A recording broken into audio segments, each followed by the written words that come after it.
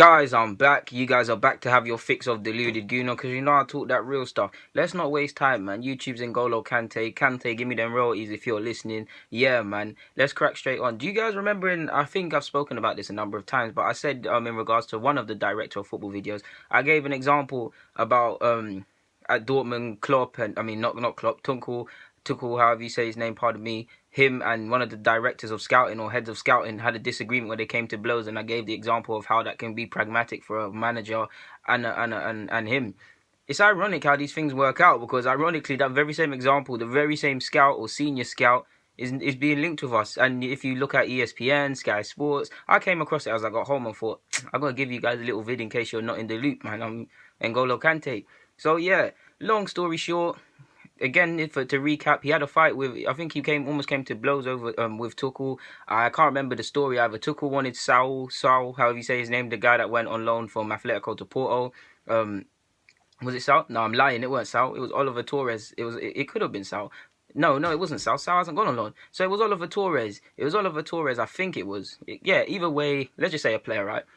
Either way, I don't know how it was. If Tuchel wanted the player, I can't remember if Tuchel wanted the player and the scout was saying no, or the scout wanted the player and they saying no. Long story short, two strong personalities came to blows, and they it very much became a case of one of them was going to leave, and that bust up carried on throughout the season. But such to how good he is, the chairman of Dortmund didn't want to lose him. This is a man that's been chased by Hamburg, by Munich, and some of Europe's elite. 45 years of age, that's of significance, because that shows someone who's young. He might want to try other things in the future, but that's someone who's young, and we need to move into the innovativity, not to be ageist or anything, but we do have a lot of pensioners or older folk in positions at Arsenal that they clearly can't do. Dick Law, Arsene Wenger. I know Glazides isn't old at all, but he's an exception to the rule. He's just incompetent. But yeah, I'm all for this.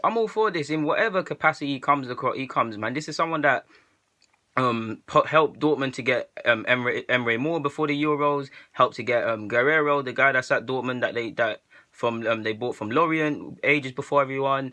Ousmane Dembele, they were chasing him before he even made his debut at Rennes. They chased him for 18 months, and he was impressed by that. Signed Kagawa for like 300k, and now look how that went for him. Helped him get Lewandowski, found him in Poland. Like Aubameyang helped him as well. So he's clearly someone with a top eye for talent, someone that's skilled with helping sides to rebuild and move forward. And ultimately, what do I always say? Scouts, do your job. This is a scout that could do his job. At a team at Arsenal where we between having a war chest and having none, we can use this. We can find competent footballers under the radar, because Wenger's even being beaten twice. He's been beaten in his own backyard. For Dembele and Guerrero, two players I've just mentioned. This guy can help us be on top of that. Who knows? We might be able to find the next Kante or someone of significance. He's helped sign. I mean, half them signings he helped sign. They went, and you remember 2013 how they got to the Champions League final. Obviously, it didn't happen. But things like that. He's helped rebuild as well as crafting the side. Don't get me wrong, the manager deserves a lot of credit. He's helped rebuild sides. What was it? Last summer or the season before? My chronological clock is poor at the moment, but Homos departed, Gundogan departed, Mkhitaryan departed. All these several players left, and what did you see? Fair enough, I'm not talking if they're like for like and who's better or not. Just on the basis that a guy is trying to be competent and replace the positions they lost. You saw Gotze come in, you saw Bartra come in, you saw Rod, however you say his name, come in, Schürrle come in. All of these several people come in at the time. There's probably some other players that I'm not mentioning. And like I said, it don't matter who's good or who's better. That's just on the basis that they're losing players and someone's trying to be competent to sign players. That's fair enough. Versus at Arsenal, we let centre-halves go. We know we needed a centre-half. Where is that centre-half? Where is that centre-half? It's not here, is it?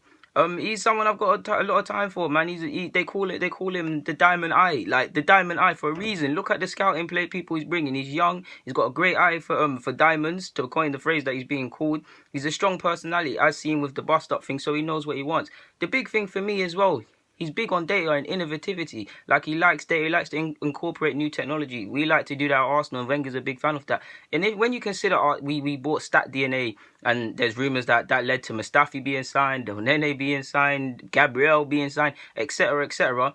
Someone that is data dependent and someone that loves data as much as my man, clearly with a competent eye, because he used to be a footballer, someone with a competent eye for if the player is good enough. What do I always say? You meet the data with the eye, good players. That is what it is. Imagine him in charge of scout DNA, the stats DNA or whatever it's called. He would look at them and assess if the players are good enough. This is a man that when even the Kagawa thing, they went to Japan around 6 times. They accumulated 10/15. I can't remember. I think it was 15 clips of him building up a repertoire on him before even making the move. These are the, I mean. Every scout clearly does that, but these are the sort of things we need, because whether it's planning for the future with players that are getting old in Koscielny, Czech, trying to find their replacements, whether it's getting in like for likes for players that are clearly leaving on paper in Alexis and Ozil, whether it's helping the continuation, whether it's just downright finding competent players. Like we know we needed a defensive midfielder for years. Where is he? Centre back, where is he? Striker, we've got Lacazette now, but you get it. Even a wing if you want to be harsh.